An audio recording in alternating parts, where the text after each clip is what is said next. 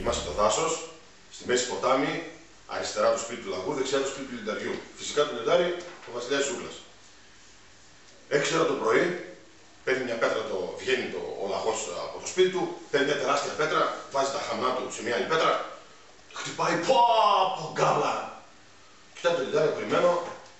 Την άλλη μέρα το πρωί, 6 ώρα, ξανά ο λαγός βάζει τα χαμνά του σε μια πέτρα, παίρνει μια άλλη πέτρα μεγάλη, πω, γκάβλα. Έχει αρχίσει και στρατεύει το λιοντάρι. Τρίτη μέρα το ίδιο. Πω, γκάβλα, 6 ώρα το πρωί. Τρελαίνει το λιοντάρι. Δεν γίνεται. Λέω, λέει ο βασιλιάς του ζούγκλας. Δεν μπορεί να γίνει αυτό το πράγμα. Παίρνει μια πέτρα, βάζει τα χαμνά του που είναι και πιο μεγάλα λίγο, βάζει τα χαμνά σε μια πέτρα, χτυπάει. Άρχισε να φωνάζει, όλο το δάσος ακούστηκε το λιοντάρι. Μετά από καμιά εβδομάδα που ήταν στο νοσοκομείο, γυρίζει πίσω, πάει στο λαγό, λέει: κάνω πλάκα με κανείς. Λέει: εγώ τα χτύπησα και διαλύθηκα. Ρε φίλε, λέει: η γκάβλα είναι να μην τα πετυχαίνεις.